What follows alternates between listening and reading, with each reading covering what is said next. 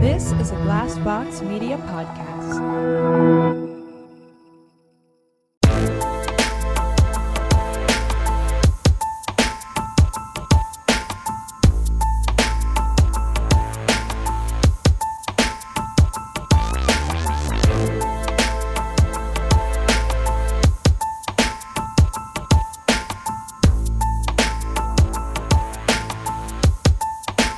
Welcome to My Worst Date. I'm Cassie. I'm Keegan. And I'm Christina. Hi.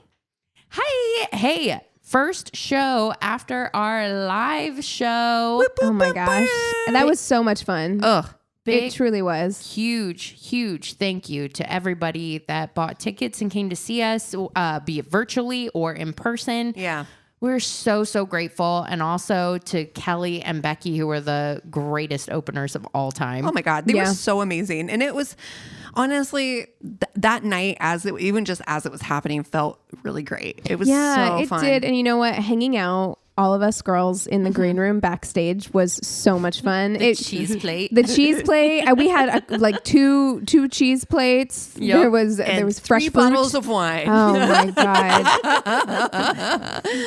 Hey, liquid courage. You know? Man. This weekend in general was just like debauched. It was too much. The way that I'm still in recovery, I like just from the whirlwind of it. I think it's so funny because like you were like, what are we going to do after the show? We should do something. I'm like, I can't even think past show. Like for me, I couldn't even think about what the day was going to look like after we were done with the show. Right. Apparently I couldn't think what the whole week was going to look like after the show because I feel like I have just been in a fucking full bubble, just floating through this week, getting stuff done. I really did let the come down from the show act as my excuse to be an absolute piece of shit the entire week. Like I was just like, I'm tired because I just did a live show. I'm tired. And I was just like Wednesday. They were like, that was like 5 days ago. You need to, you've recovered. Stop it. Yeah. No, but I think it takes a lot. I don't know if you guys have this happen too, when you have like a big event or something that you're really nervous about or that you spend a lot of time planning.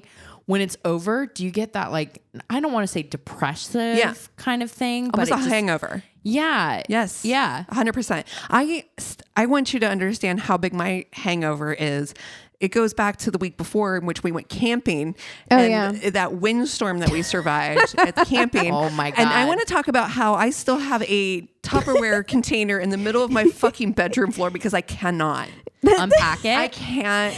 That's so funny to me that happens sometimes where there's just like one thing that you will just continue to step right over. Mm-hmm. Like the dog it would take has you to nothing. go around it to get her food and her water, and it would take you nothing to like lean down and pick it up, and you're just like, I can't. Like I just can't. You're mentally can't do it. Can't do it. Can't do it. It lives there now. No, I think the weather getting darker and colder, it's and so all cold. that stuff happening, I am like full blown in like just this incredible lazy funk. Week. Yeah. Like just a little light Menti B. Yep. Yes. Like diet Menti B. I don't know if it just is. I'm just exhausted all week. Yeah, I'm super tired too. I'm like super tired, and then I think the second it dips below like 68 degrees. Yeah. Like the second it gets like a little bit cold outside, immediate permission to not do anything. Yeah. Like today I was like, okay, Keegan, get up. You're going to go on a walk. I was like, I'm going to walk to the grocery store. Like, I'm going to walk to Ralph's and get some stuff and like walk back.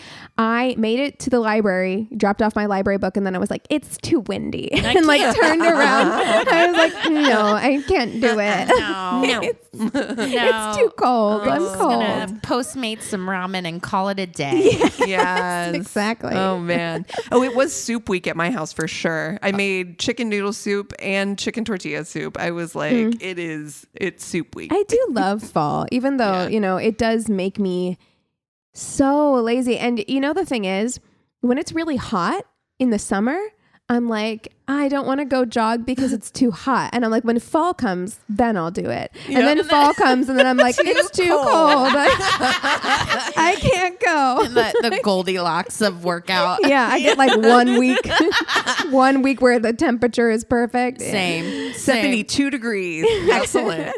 But just to wrap it up with the live show, yes, thank you guys so much for coming. We had such a wonderful show. We will be eventually putting up the video and maybe the audio somewheres, and we will let you know about that most definitely on our Patreon at some point.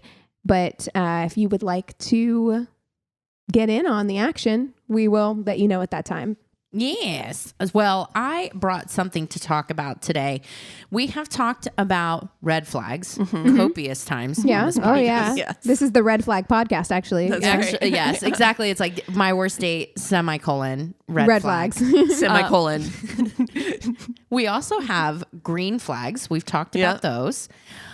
Beige flags. Okay. I don't know what this is. This is a new the rising dating trend to look out for on dating apps. So This is just boring people. That's what I think of. exactly. Oh, they don't give you enough. Exactly. I see. Beige flags are just generic fucking dating app profiles that give you nothing to go off of. So people are saying, look out for that. It's low effort. That's right. Low energy, generic. What are they going to be like on a date? Yeah, just like that. Just like that. It's like those people who put on there, like, just ask me in person. Me? Yeah. Ugh. And you're like, what? No. This isn't a fucking interview. There's a reason why. If you can't give me enough, no. I'm not no wasting my effort. time. We just said how lazy we were. You think I'm going to like get dressed and like put makeup on to come we're meet lazy you? and would fill out the whole thing. Yes. Yeah. Yes. So- Because I can fill out the whole thing laying down in my bed. Correct. That's right. So come on, if I can do it, you can do it. I'm not getting ready and fighting traffic to go meet you in a bar just to learn that we're incompatible. Right. So some of the beige flags vary from person to person, but the most common ones include like people that put the way to my heart is through food, or adding if that matters after their height. Like 6'1", if that matters, is a huge beige flag. To me, I that's guess. a red flag because that person seems sensitive as fuck already. I'm like, Any reference to extremely mainstream sitcoms like The Office Okay. is a beige flag. But some people really like The Office, though.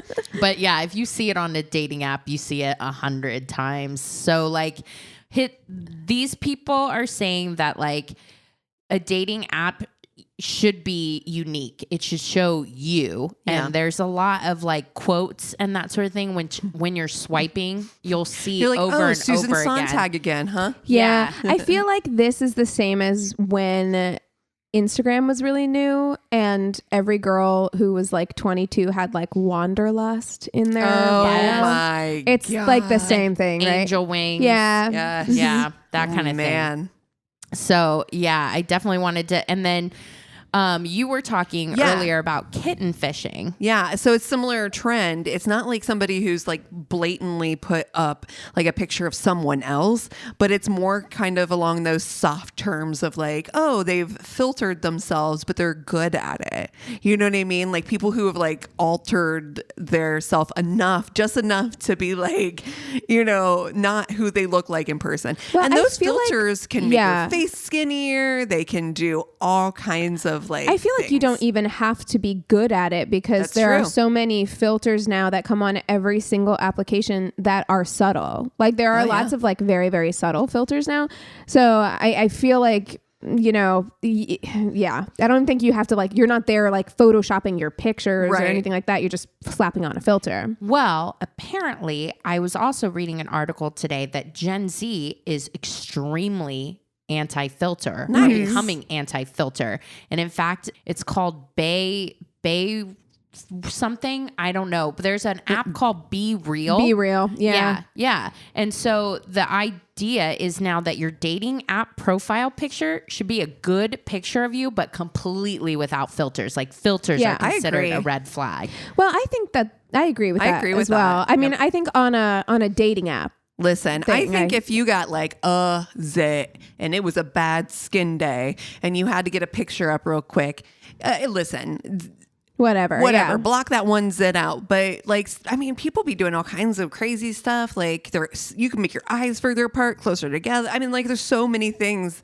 I'm like, that's not who you are. Well, and it's just like lying about your height or anything else, or if using old, if it matters, or using old pictures. Yes. Because it's like, who do you think you're fooling? That's right. You're going to meet this person in person. Right. And it's like, there's nothing worse. And I've been on that date, you know, where you go and you meet somebody and you see that look on their face, like you're not what I was expecting in person. Yeah. Oh, and yeah. it's hurtful. Yeah. It's super hurtful. I'd rather them not swipe at all because they saw what I actually look like. That's right. Yeah. Why would you want to do picture that of you to 3 years yourself? ago or 5 years ago or Right. 10 years ago? That's always what I've thought about those types of things. It's like, why would you do that to yourself? Yeah. Because you know Yeah. it's not going to go well. Like when you meet them in person, like, so I wouldn't want to put myself in that kind of awkward situation. I mean, and then also, of course, you're putting the other person in a really uncomfortable situation. Like, why would you do that? But yeah, I mean, the filter situation is getting so out of hand. Like I'm seeing people on TikTok. Oh God, first of all, you should never do this trend because these people just get roasted to shit. Have you seen the trend where they're like, show me that you don't look your age without telling me you don't look your age or whatever. It never goes well for any of these people. But I've seen a number of these people do it with a filter on. You're like, how do you like, think that we don't see that you are clearly...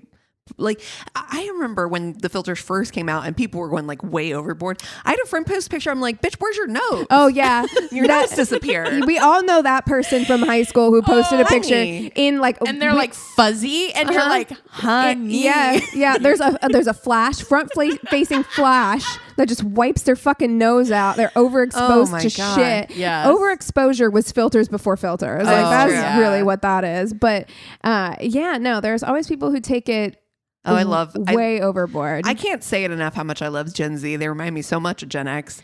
Dude, I will tell you though, my mom has sent me like screenshots. My mom's on Bumble. Oh my God, tell me. And some of the older gentlemen on this app that use like hardcore filters and editing, it is cringe. It's so much worse when people who don't know how to use photo editing or filters try.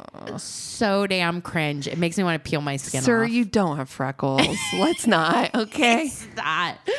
Oh, no. I mean, and here's the thing, and I think I've said this before, like, especially when filters first started, Snapchat's really the first like app that really brought filters into the forefront. And it was very silly, obvious. Yeah, like do I want to see my niece with dog ears? Yes, Absolutely. right? 100 I'm times throwing I up want to do a that. rainbow. Like, you know, it was like really silly things like that. And I see a version of that now on TikTok where people do, you know, the things where they're like, they have freckles or whatever, where to me, it's very obvious that they've got a filter on. And I can tell that it's like, there's a difference between doing it because it's for funsies and doing it because you're trying to like trick somebody. People? Yeah. You know, I'm like, I've whatever. always wanted to see what I look like with red hair, right? freckles. Like, sure. Absolutely. Those are fun. Yeah. I agree. And I think that my point to saying that I love the idea that like what Gen Z is saying is that like the no filter thing. I like that because I still think that you can have fun with all those filters. No, you're not fooling anybody. I mean, everybody knows, everybody can see, but I like that. It's just like, I love that idea of just being like, listen, the way that well, you've all seen me on TikTok. So, I mean, like, I'm like, oh, I do not get dolled up. I'm like, I got something to say and it's right now in my and you're going to get it right now. It's greasy. Sorry. I love it too. I think there's obviously still a ton of people using the apps and that sort of thing, but I think that Gen Z, having grown up with the internet and grown up with these tools, might be finding a more responsible and humane way of using them than those of us that had to adapt to them. That's true. Yeah. That's a very, very I'm insightful. interested to see where it's going to go. I just don't think we know yet.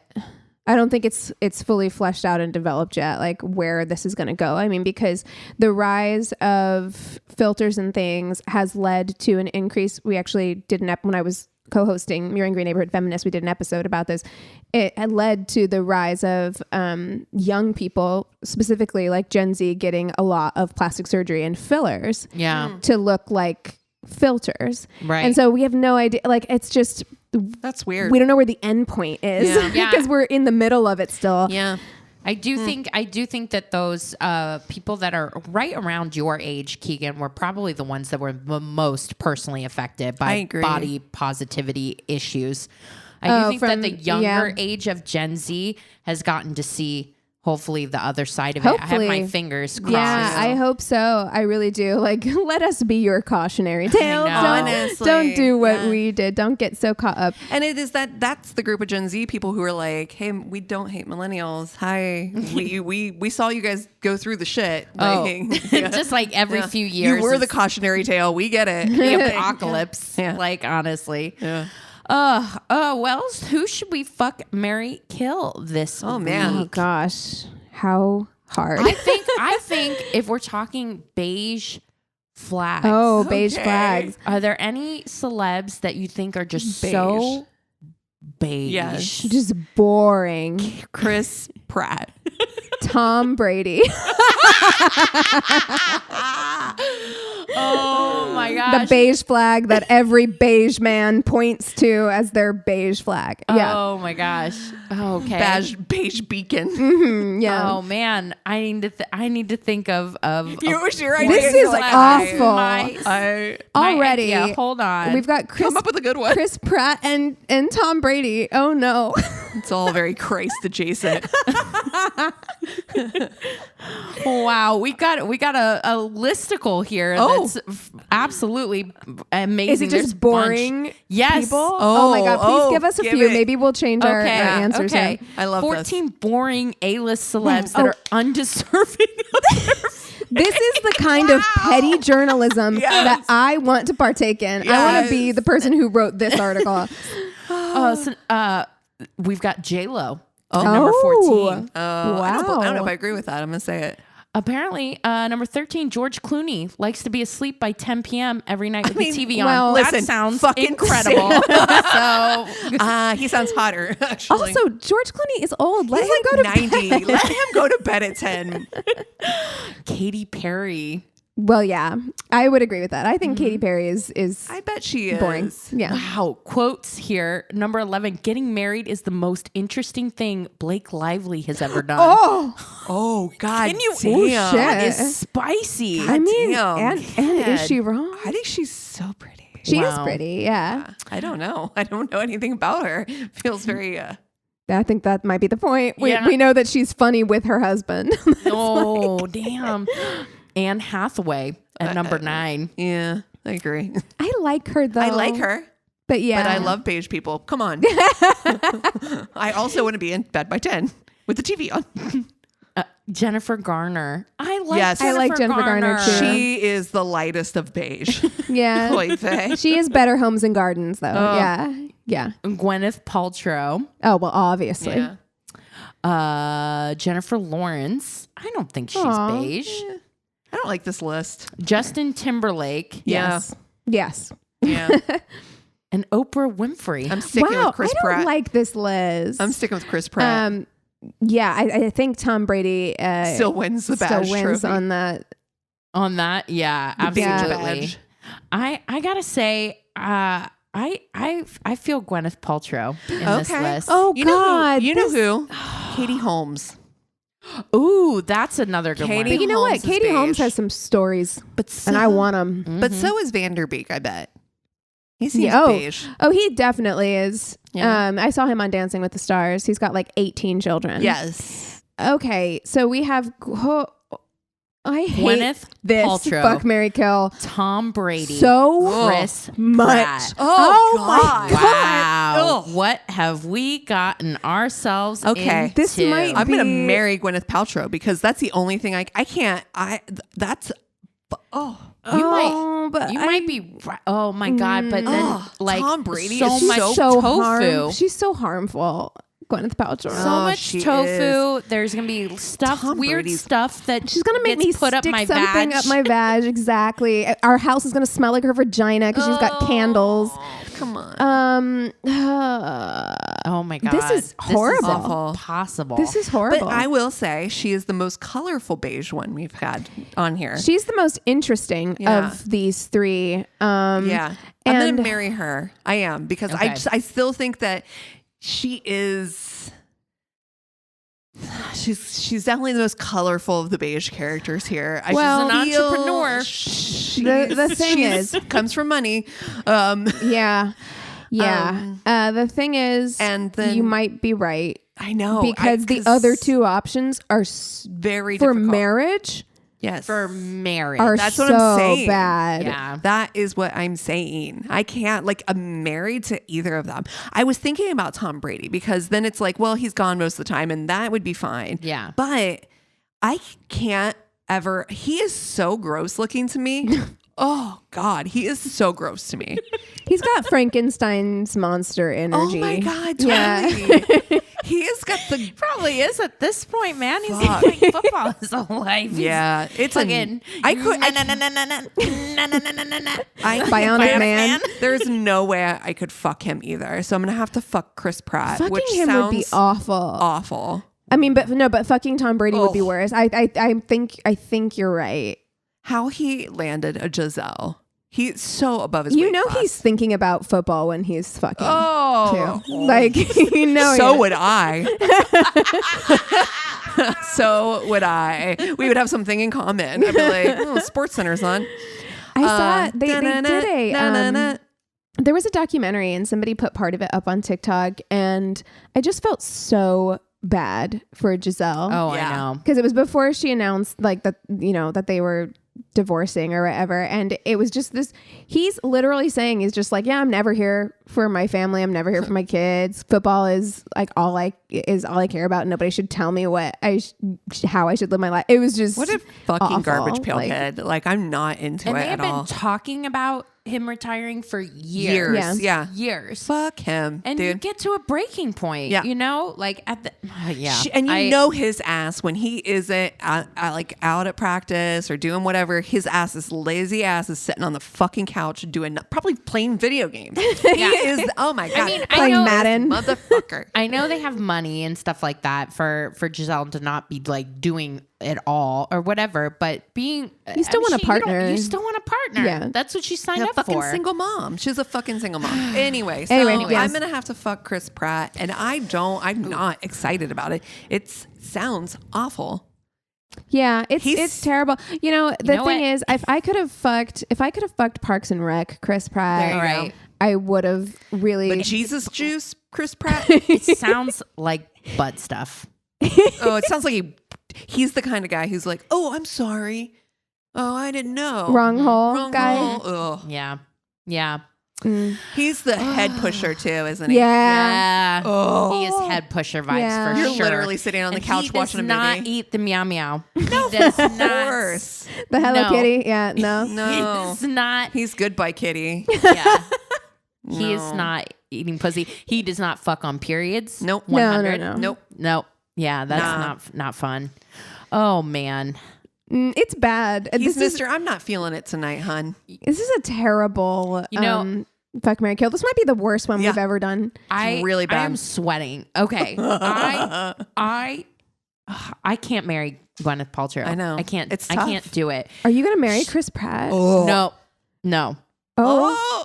I cannot marry Gwyneth Paltrow because She's some of awful. the things that she promotes It's and terrible. it's so vapid Yeah. to me. It would just make me insane. I So don't change her. She has rich girl vibes in a way that would make me having grown up without money. Yeah. Like Yeah. she's got the kind of generational wealth that would be like nauseating to be around. Like she's Right. incredibly like remember when she made that list of like what the average she's like the average American only has this much money to spend on groceries per week, and then she did like, a trip "Here's to the 3 grocery. lemons." She went to the grocery store and bought like 2 pounds of limes, and she's like, my Yes. food only went this far, and it's like the average family isn't buying 2 pounds of limes. What are you doing with that many limes? It was the weirdest thing.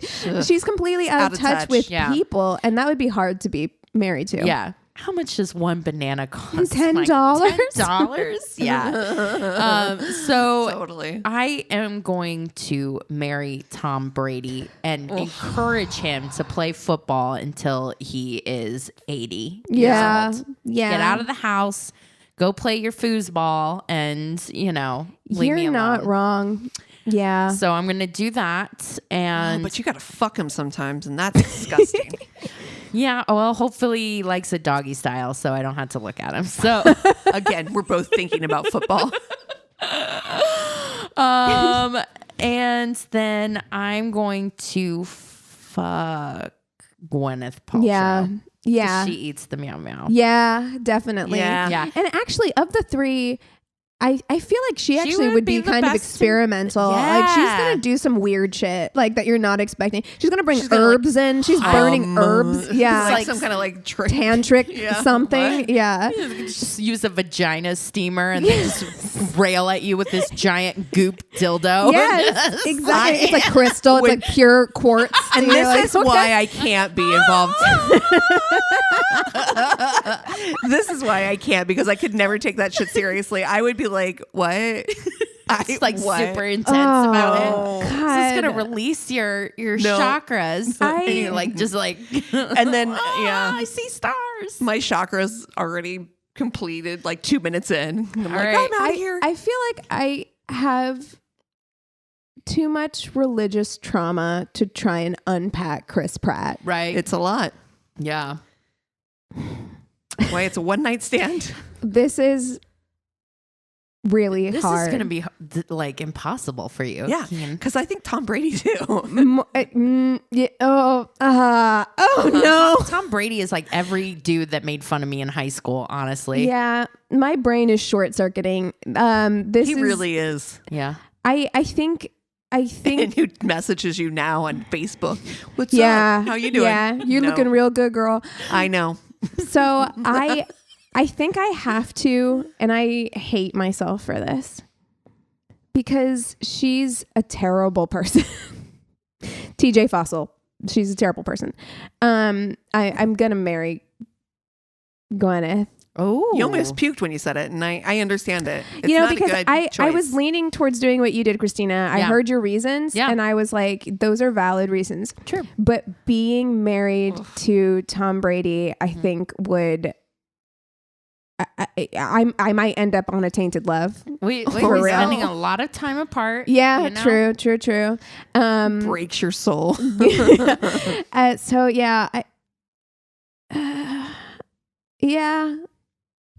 Tom Brady, though, you're gonna fuck him, and he's gonna high five you when he's done. No. He'll be like, up top. All right, nope. All right, look. Okay, Yeah. no, You can't marry Good that. game. Good game. If he slaps me on the ass and says "good game," I might be in longer.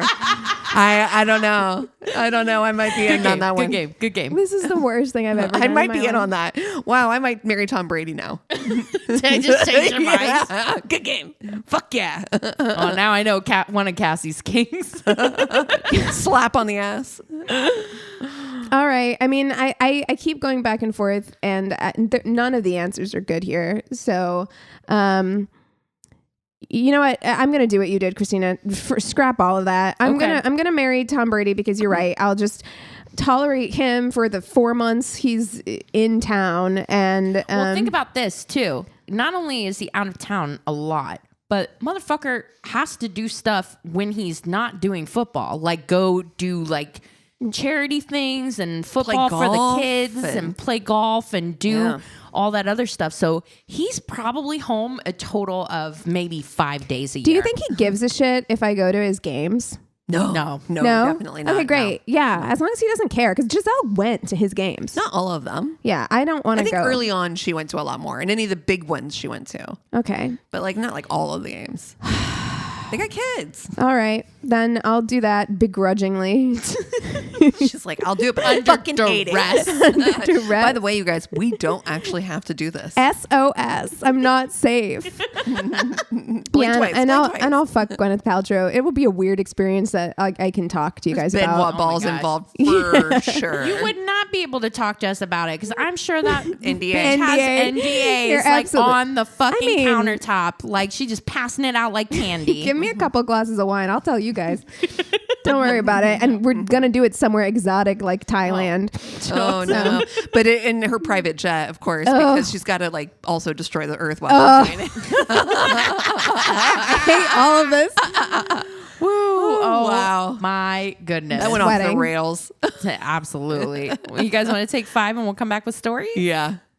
And we're back. Okay, so this is a story from a listener. And also, it is kind of perfect given our Shorty episode.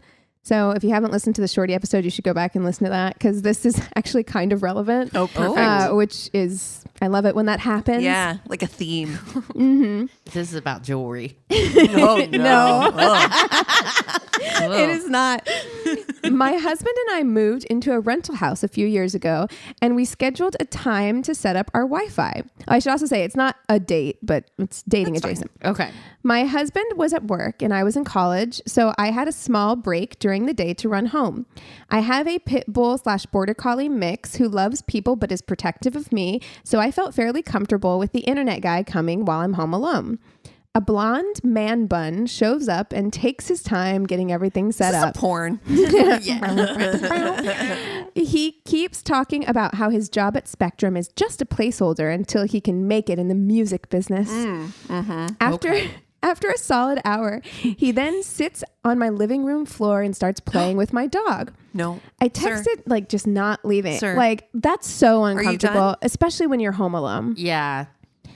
I texted my husband because he didn't seem to be planning on leaving. My husband worked for the university in town, so he wasn't very far, and said he would head home to wait with me for the guy to leave. At this point, Man Bun finally gets up and gathers his things, explains how Wi-Fi works, and walks towards the door. He stopped before opening the door and said, "Can I ask you a question?" No. Oh no. I let my anxiety take over, and the people pleaser in me said, "Sure." I already fucking knew I had made a mistake. And he said, "Can I rap for you?" Oh Yes. Yes. Let me get my phone. One second. Record. I stood there not knowing what to do and Blonde made man bun rapping for me. and made somewhat of a Tina Belcher groan.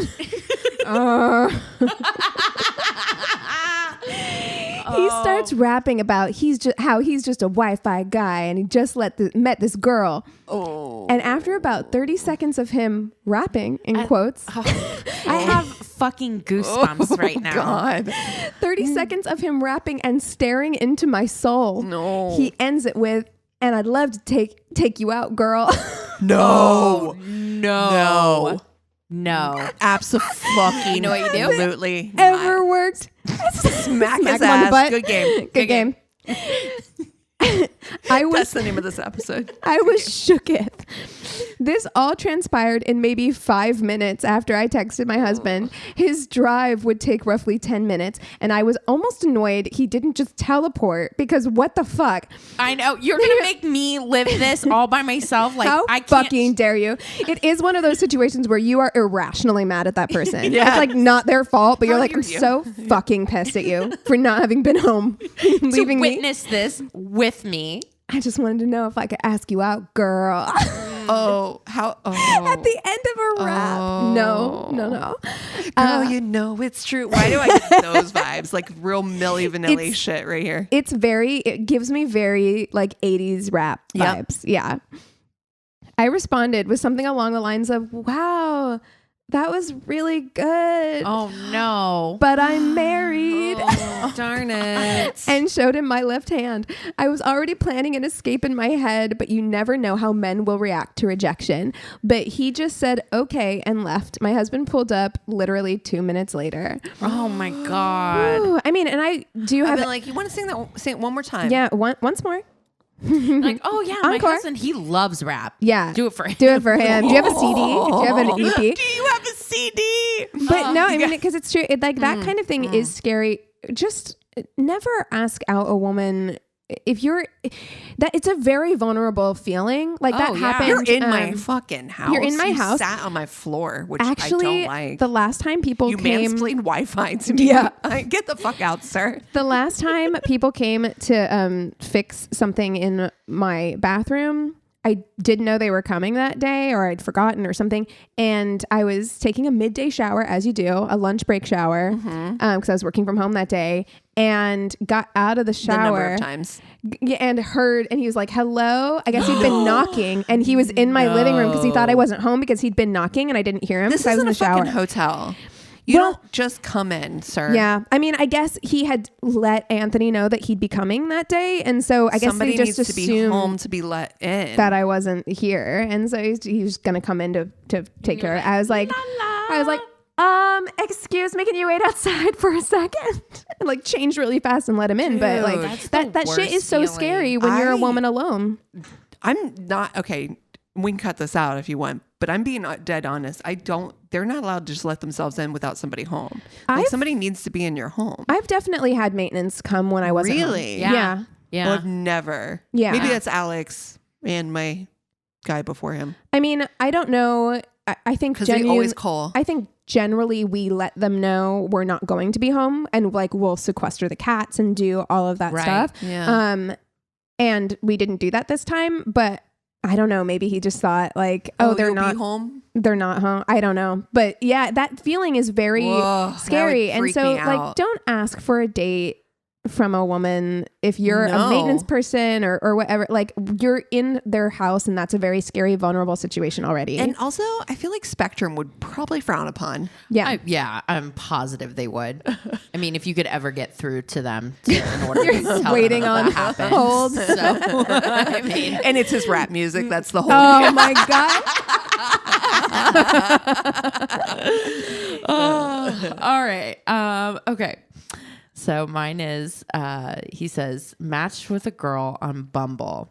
Account looks kind of fake, but because it seemed too good to be true. You got to try it. CEO of her own startup. CEO of self. Tons of awards from her university. Friends with the Bumble creator. Model. Granddaughter of some political official in China. Why isn't she on Raya? Mentored by a famous businessman investor. We start texting and she's very to the point. She's dated rich guys, FTX founder most recently, but she found them boring.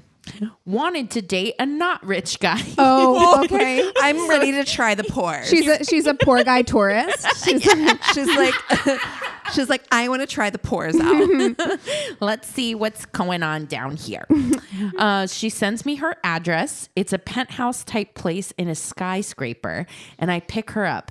Dorman was confused as to who I was, but everyone knew delivering her. food. You don't see food, bruh. So we start driving to a restaurant, and she's immediately all business. Gives me her whole resume. I mean, her background, who she's most recently dating, why she's a real catch, what she's looking for. I can't get a word in because don't interrupt me. I hate when I'm interrupted. I'm better than you. I'm a handful. And if you can't handle it, then we should turn around. We should turn around. We should turn around. Yeah. By this point, I'm mostly signed off on this date, but I'm hungry, so I drive us to the place. That sounds about right. Yeah. I'm like, well, I mean, we're on our way. Some fancy French cafe. We walk in and she goes, "Oh, weird. Only white people here. I don't normally eat at places without Asian people, but I'll try it out." We sit down and I look at the menu. I told her beforehand my financial situation and what I was comfortable spending. Basically just the entree for both of us and maybe dessert. Yeah, that went out the window. Of course it did. Immediately she orders a bottle of top shelf wine, 3 different appetizers, a soup of the day, a pre-entree, and dessert. My wallet is scared. I'm literally texting. She's like, can I have a cup of water? yeah. I'm literally texting my roommate beneath the table to fake an emergency. Then the interview begins. She breaks out an old tape recorder and sets it on the table. No. Oh my God. What are you, the Long Island medium? No fucking Also, joke. like an old school tape recorder. Like there's a tape in the tape deck. No. She begins to interview me like a job. Why do you want to date me? Does she have a podcast and this is how she gets her content? I hope so. That would make more sense than this. Obviously, you're interested in me because you're still here. And that one was funny because I was literally trying to make an escape plan under the table. I will need you to be available every Thursday and most Mondays. You cannot have a schedule outside of that. Do you have a weekly thing with friends? We can reschedule that to involve me. I don't like doing my own laundry or cooking, and I love someone else to care for me. Can you do those things? Honey, This has got to be like a joke, am right? I your new butler? Like, I am Are so you interviewing confused. an executive That's assistant? so weird. Yeah. What is happening? It was unhinged, but it was so bizarre that I found it endearing enough to stick through it all. No. Endearing's not the word I would that's use. not the word. Yeah, right? Sure. He's just like, what is happening? Dinner tasted fine, even though it cost me 4 times what I had planned. Dinner tasted fine. If I'm paying that much for better dinner, that fucking- shit better blow my fucking mind. Yeah. And I go on a back massage with it. Honestly, as I dropped her off, though, she asks, are you circumcised? I only date uncircumcised men, but for you, I might make an exception. Are you? This is so cringe. I'm just like, who just speaks unfiltered like this? Somebody who's used to being able to do it Oh my God. and not suffering any consequences from it. Honestly, I'm just stunned. This is a different branch off of that pretty privilege tree that we talk about, right. where it's pretty and wealthy. Yeah. pretty and rich, and like nobody has really put you in your place ever. This is literally like the 100th cringe thing that she said. We met up one other time when she took my seat. Wait. That's the thing. Yes. He's a guy. She's pretty. So Yeah. They met up again. Yeah, because Was he circumcised? I mean, he found, yeah, he didn't answer that question. He found all of her absolutely like astonishing, unhinged, rude behavior endearing. Yeah. Where I'm just like, like if she hadn't looked like that, would you have found it endearing? Yeah. Would you exactly. have? Yeah. Exactly. Stop it. We met up one other time where she took my phone and DoorDashed $90 of food to her place without my What? knowledge while I was in Stop the it. No.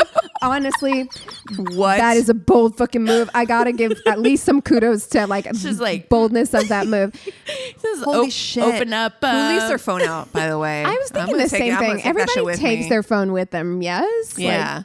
When I then when I got out, she then said, my brother's almost here. You should leave. I didn't know she had siblings. As I got home that night, she texted me, oh my God, I have a business meeting in Reno tomorrow morning. Can you drive me there right now? What? Reno is like 3.5 hours away. And it was midnight when she texted.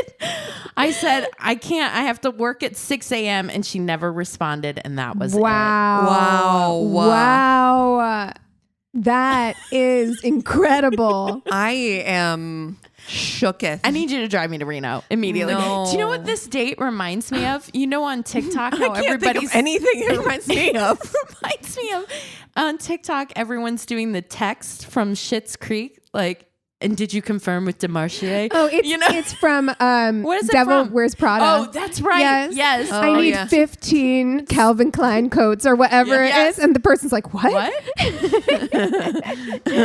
Yes, it feels that like Feels bonkers unhinged off the like wall. Like One of our friends actually quit her job not that long ago. And she was telling me some of the stuff because she was an executive assistant, like that she had to do for her boss. And one of them was like, call a fucking, like they were going on a trip and she had to call ahead, find a place that would deliver a yoga mat to her suite. But she had to like hire like an Uber driver to get it there. So it was just like, because it was a small town, it was just like, what in the actual fuck? I would be so fucking watching Devil Wears Prada, I'm like, could never have that job. No. Ever. Oh my God. Nope.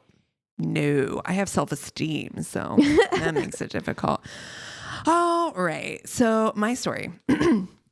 So this is embarrassing in retrospect. Back in my second year of college, I was pulling an all-nighter at the same time as this very cute girl who I was a friend with. We weren't in the same place, but we kept messaging over Facebook or Hangout or what have you to the entire night. It was really nice just talking with her. I had been single for about 2 months and I was just getting over a breakup.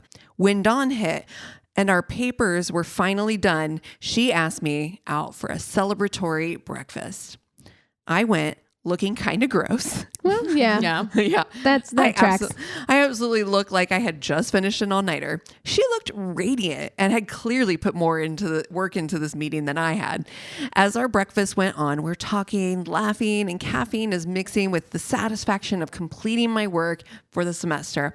And I just feel like I'm really in a great place, and I tell her so much. The sun is starting to fill the windows of the restaurant we're in, and there's this warm light everywhere. She smiles, looks coy, and asks me if I'm over my ex. I smile back and say that I am, and tell her that I'm already thinking about the next person I'd like to ask out. Smooth. She smiles even broader and asks me if she knows who it is, while touching me on the hand. Still smiling, I say, I don't think so. Her name is Rebecca. And she was in one of my history classes. I am aghast. That is the fucking funniest thing I've ever heard in my fucking life. The way, how quickly would you slide out of that booth and go home? I'm not saying anything. I'm sliding the fuck out of this. I literally next time you see me, I'm boarding a Greyhound bus. And I'm headed to Alaska. No. What the fuck? How could you have no awareness, not being able to read any signals at all? Distinctly, this was not the girl I was out to breakfast with. Yeah, no, we got that, yeah. Thank you.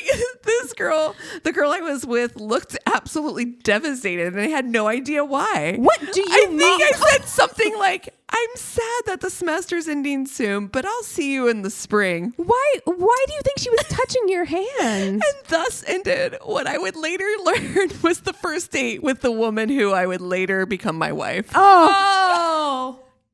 Twist ending, surprise ending. Wow. She's like, wow, I'm really going to have to beat this one over the head. Yeah. Could you imagine? I don't think you do. Her name's Rebecca. What? How dense. Oh my God. I would die. Yeah. If you think you're putting out she's like putting out the moose. She's like post all nighter. I've got that glow, that sleepless. She put her Charlotte Tilbury on and everything. Yes. No. I look, I'll tell you this much. I don't know that man would get a second chance though. I'd be like, I don't want to be in the same room with you again after that.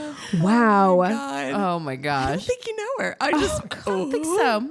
Miss Rebecca, she's in the history class. Wow. Good game. Wow. Well, you guys. Good game. You guys want to take 5 and we'll come back with the Tainted Love? Yeah. And we're back. Keegan, don't tell us about an alien. I will.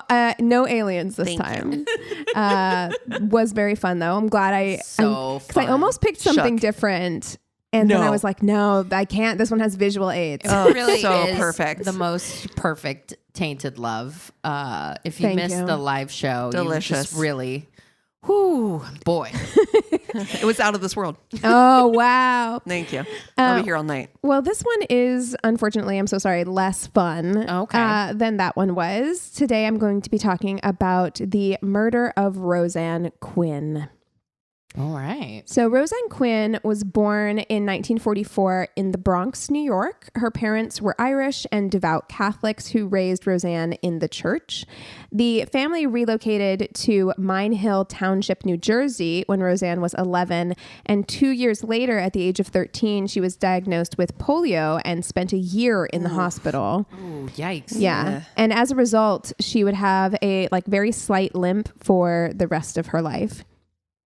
In school, Roseann was well liked by her classmates and had a really kind nature. In her yearbook, one of her fellow students wrote that she was, quote, easy to meet and nice to know. Aww. Isn't that sweet? I love looking. That's really nice. It's very nice. I love looking through people's old yearbooks. I have my dad's high school yearbooks. That's cool. And I love seeing what people wrote about my dad and you know. That's fun. Yeah. I do like that. I love that.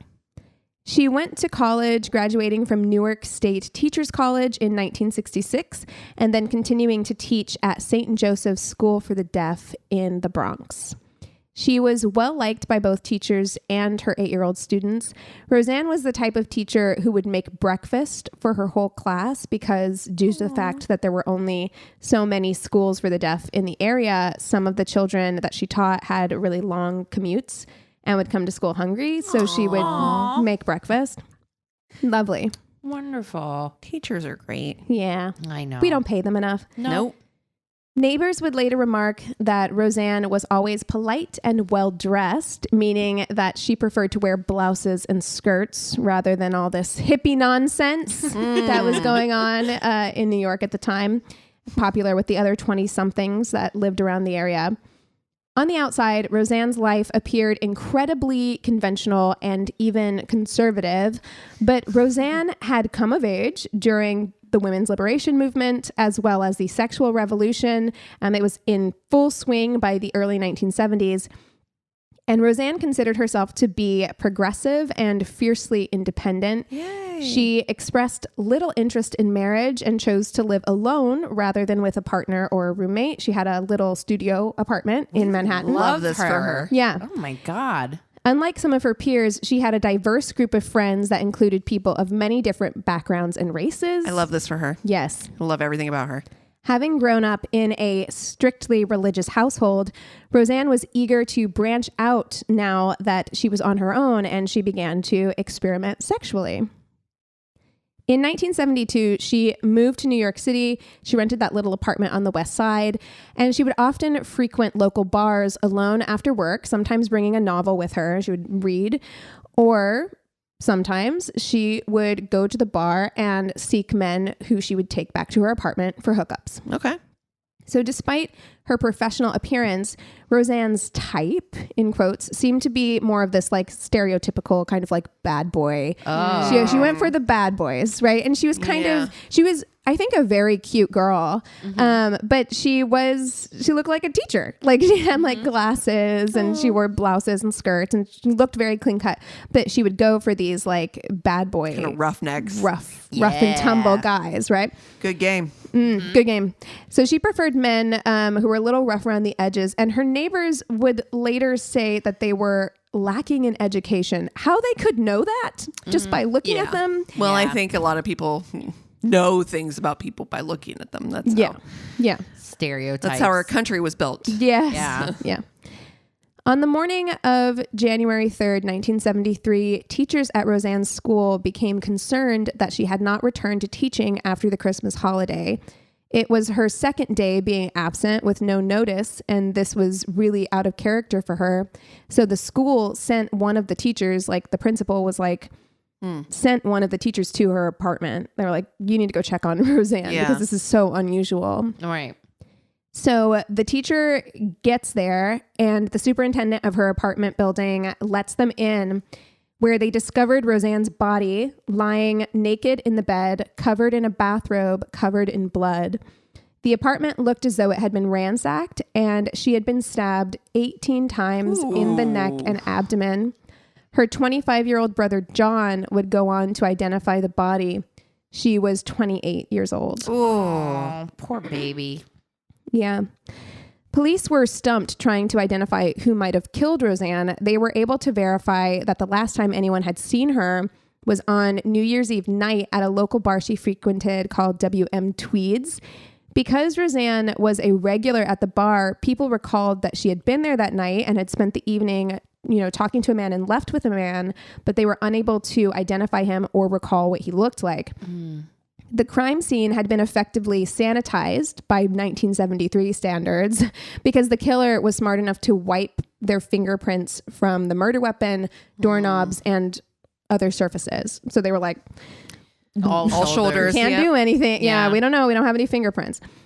Though they couldn't remember who Roseann had left with, people at the bar did recall that Roseann and the man that she had left with were there with another man that night. So there was two men and Roseann. throughout the evening, and someone at the bar was able to recall the face of the friend who was with them. So the police made a sketch of the friend's face, and they had nothing else to go on. So they released that sketch. They were like, we know this guy, he didn't leave with her, but he was there that night, and we want to talk to him. We got some questions. Yeah. When the man saw his sketch on the news, he contacted the police. This man was Gary Guest, and he was a friend of a guy named John Wayne Murray. Pause. I really feel like we need to stop naming our kids John Wayne. Yeah. I feel like it never goes well. Every John Wayne that I've heard of has been a piece of shit. So just going to go on record and maybe say we should retire that. But anyway, John Wayne Murray. Wait, isn't there that comedian? John Wayne, Billy Wayne Davis? Billy Wayne. Never yeah, mind. Billy Wayne. There you go. I love a Bill Wayne. My friend Sienna's dad was Bill Wayne. I do love that. Yeah. I love that. Okay. Fearing that he would be considered an accessory to the murder of Roseann, Gary confessed what he knew. John Wayne was his roommate, and some sources say that the two had a sexual relationship or that they were like boyfriends as well, but I'm not sure how accurate that is or if it matters. Anyway, on the night of New Year's Eve, he was drinking with John Wayne at WM Tweed's when the two met and started chatting with Roseann. The three shared several drinks together before Gary left the bar around 11 p.m., leaving John and Roseann alone together. Gary says when he awoke the next morning and found that John had not returned home, he began to get worried, but soon John showed up in the apartment, rattled, and when he asked what had happened, he confessed that he had killed Roseann, at which point Gary gave him money to skip town. Ooh. I don't like that, Gary. No, Gary. No, what you do, you're like, oh, cool. Hey, I'm going to run down and go get some milk real quick, and I'll be right back. I swear to God, I'll be right back. And you're like, You find one of those phone booths that were on every corner in 1973. That's right. And 911. So this next part, I want to give a trigger warning for graphic violence. After Gary left the bar that night, John and Roseann stayed drinking until around 2 a.m. when they left the bar to go to Roseann's apartment to smoke weed. When they got there, they smoked and attempted to have sex. When John couldn't maintain an erection, Roseann, according to him, laughed that he was unable to perform sexually. Whiskey dick's a real thing. At which point he became so enraged that he picked up a metal bust that Roseann had of her own likeness and hit her over the head with it, then proceeded to stab her in the neck and abdomen before inserting a candle into her vagina. Okay. No, it's like that thing that it's the well-known thing, like guys' biggest fear is that being laughed at. Mm-hmm. And then a woman's greatest fear is being murdered. Right here. Right. I mean, and we only have his word for it that that's even what happened. But even if it is what happened, they were drinking all night. They just smoked a bunch of weed. Like if she was giggly for any reason, like it's none of it is a reason to have this kind of like enraged reaction. None of it seems believable, honestly. That's the thing. After the murder, he showered, covered her body in a bathrobe, wiped his fingerprints clean from the knife, statue, and the rest of the apartment, and then returned home. It only took a few days for the police to track down John Wayne Wilson at his brother's home in Indianapolis, Indiana, and they arrested him for the murder of Roseann on January 11th, 1973. Though John was only 23 at the time of his arrest, he already had a lengthy criminal record, though his crimes had not been violent in nature. He served time in Daytona Beach, Florida for disorderly conduct and again in Kansas City, Missouri for larceny. And it turns out that John was already wanted prior to his arrest for Roseann's murder, as he had escaped from a Miami jail in July of 1972. Jesus. So he escaped from jail in Miami and then went to New York. He relocated to New York on the run, where he worked as a sex worker before meeting and moving in with Gary. Wow. Yeah. After his arrest, police took him back to New York, where they detained him at the Manhattan detention complex known as the Tombs. As part of his defense strategy, he also spent several weeks at Bellevue Medical Center to be tested for childhood brain damage in an attempt to prove an insanity defense. Though the results were inconclusive, it was determined that he was suicidal. Upon returning to the Tombs, all the suicide watch cells were full, so they put him in a normal cell to await his trial. On May 5th, 1973, John Wayne Wilson was found hanging from a bedsheet from a ceiling fixture in his cell. So he committed suicide.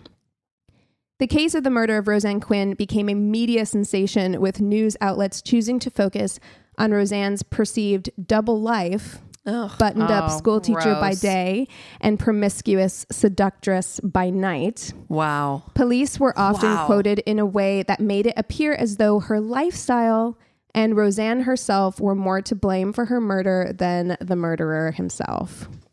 Women's rights organizations of the time spoke out against this, reminding the public that Roseann was the victim. Yeah. Her case is often referenced as having influenced some change in how news agencies write about female murder victims. They hate women. Yeah.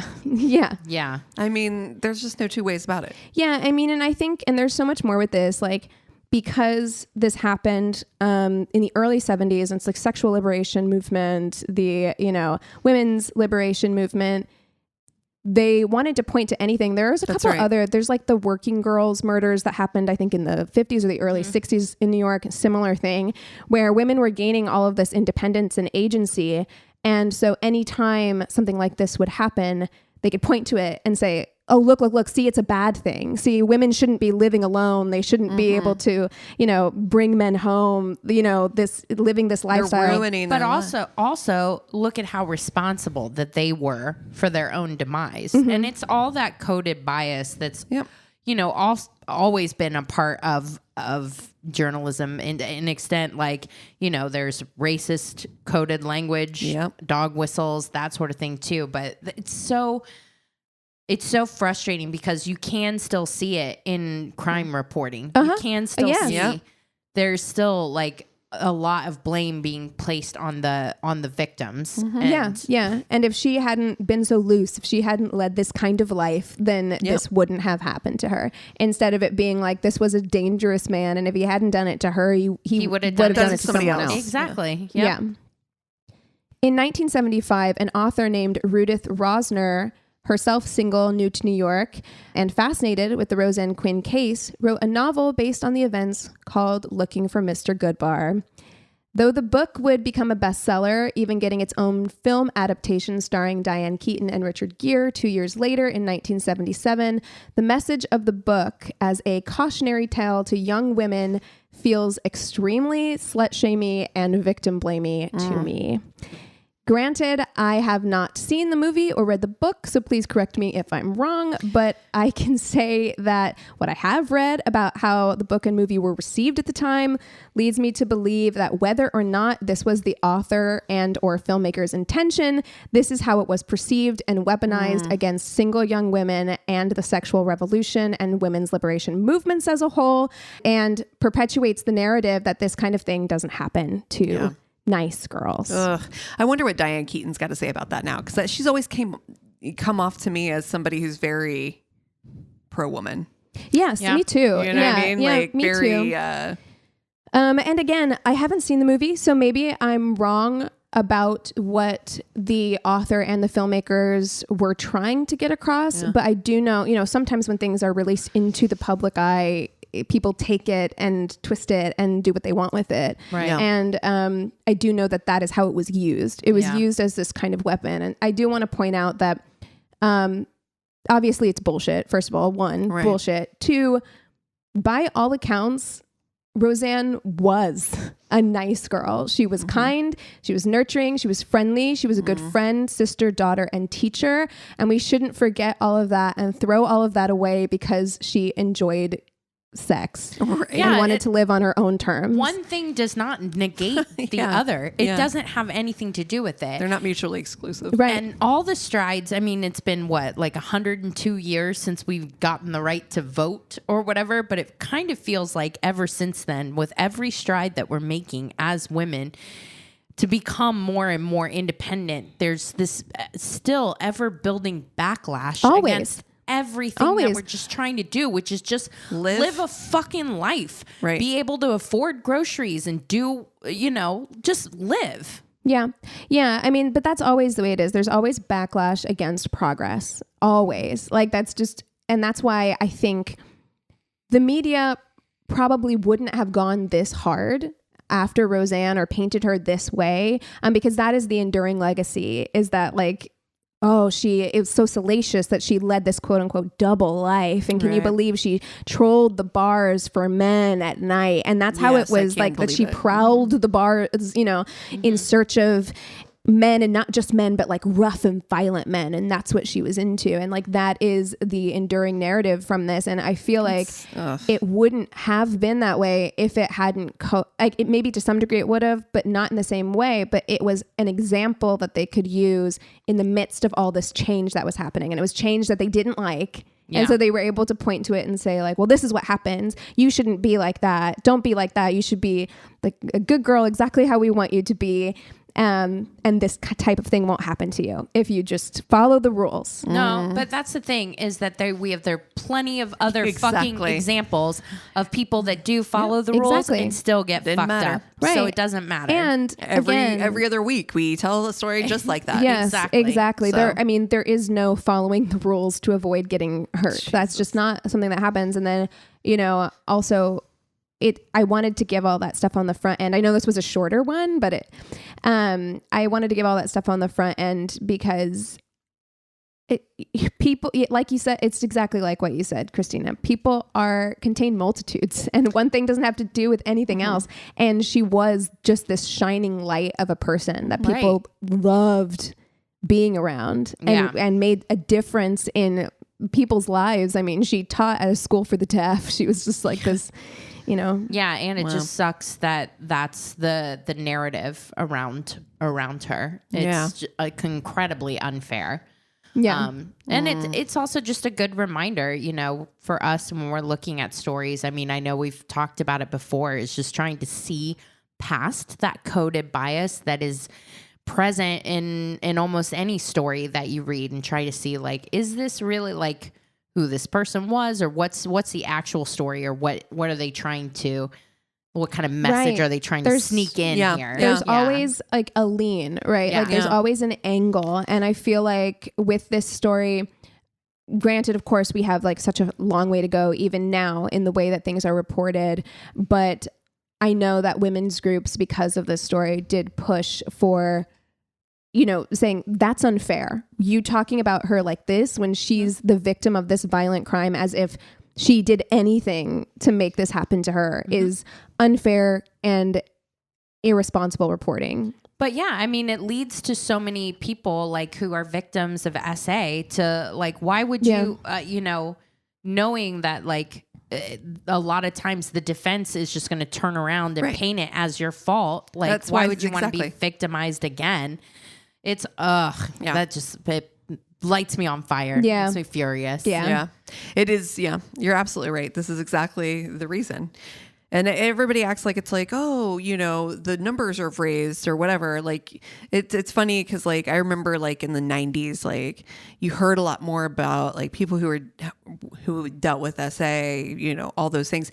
And it was like, oh, the numbers have gone up. I'm like, I don't think the numbers went up. I think people were just finally like sick of fucking hiding it and like ready to like come forward and say, no, shit, like this is happening all the fucking time. Yeah. I mean, and our understanding of sexual assault has changed as well. Like even in the most recent years. Yeah. Yeah. I mean, I saw a TikTok that was kind of, a lighthearted one that was funny. That was like, POV, your grandmother who's like slightly traumatized. And she's talking about like, all these things that happened to me when I went on this date with this guy and like this thing happened. And you're like, couldn't do that kind of thing now. LOL, kind of that like very funny. And we all have grandparents who would talk casually about like horrible things that happened to them as though they were funny, and people are just soft nowadays. And it's like, no, you were using laughter as your you were sexually assaulted on a date, and so our understanding of what you can talk about even has changed. Whereas before you would just go home and try and forget about it. Yep. You know? Oh man. Woof. Well, what are you guys watching this week? I watched the new season of The Sinner. Ooh. Yeah. What do you the think? most recent season. I actually enjoyed it. I was not sure about it because the last season I really didn't enjoy. Right. Yeah. So I was not sure if I was going to enjoy this one. It's not my favorite. I think the first 2 seasons are still better. But I actually did like it. So if you like I'm the first only few seasons, a couple episodes in, and I was kind of at the point where I'm like deciding, because there's so much stuff, of course. I'm like, do I want to continue with this or what? it's slow. Yeah. It is slow. It doesn't really. But life is short. Should she continue or no? Where are we at? I mean, I enjoyed it, but I kind of had it on Sunday when I was like recovering from my hangover and just like let episode after episode play. I know that feeling. Yeah. Okay. If you're in that place, in that mood, yeah. I found it interesting. I don't know that I loved the last episode, but I enjoyed it. I think you should keep up with it. Let me know what you think. I have been watching because I am a big... Okay, wait. First, I have to tell this because I haven't told you ladies this, but I was accepted to ASU online, which I told you guys that part, but I did also add a minor. So now I'm majoring art history and minoring in anthropology. Oh, nice. So I'm really excited. And that anthropology nerd has been spending the past last night, like watching all of the Tutankhamun contents because it's been 200 years since they found his burial. Yeah. Right? Yeah. So that's awesome. Very interesting. There's so much you like, it's amazing. You have this one kind of pinnacle because it's the only one really that it's been undisturbed for all those years. And we've been able to preserve so much and learn so much. Right. And I mean, the things that they've been able to like really find out about this person, and then also with new scholarship on top of that, and changing. You may have watched something like 5 years ago about, King Tut's tomb and what him and who he was and all that stuff. It's out of date. Yeah. Because now again, there's been new CT scans and there's been again new scholarship now that reads differently, and now how we see him. It's just it's the gift that keeps on giving. It's really, really interesting. Cool. As I push up my glasses. Well, I started watching the new season of White Lotus. Oh, wow. Which I gotta say, I loved the first season. Aubrey Plaza is in this season. I love her so much. Jennifer Coolidge is back for season 2. It's awkward. It's uncomfortable. It's everything that you loved about the first season. So far, it seems like it's just still just as good. If you have not watched White Lotus yet, it's so awkward and amazing and fun to watch. Oh, so Christina, did you see that they announced season 2 of Severance? And Sandman. Is that what you're talking about? No, Severance, they're bringing new cast members in. Yes, I saw they're bringing Maybe from Arrested Aaliyah Shawkat's coming. Yep. Yeah, there's a bunch of new cast members. Yeah, no, they finally also announced that Sandman got renewed. Nice. Too, this week. So I was like, yeah. And they have little icons that you can use for your Netflix. So really? I chose to be Goldie, the little gargoyle. In The Sinner, the girl who plays Percy, the main girl, is the partner of the person who plays Desire in Sandman. Oh, that's her partner. I didn't know that. Yeah. That's amazing. Yeah. Well, lots of good stuff going on. Take that, TJ Fossil. Exactly. Hey, and if you've got something that we should watch or read, if you've got a bad story for us, if you want to just reach out and say hello, or you want to join our Patreon because you're sad you missed the live show and you want to sign up so that maybe you can see it someday, go to our one-stop shop of website. It's myworstatepodcast.com, and we love you so much. Cheers. This is a Glass Box Media podcast.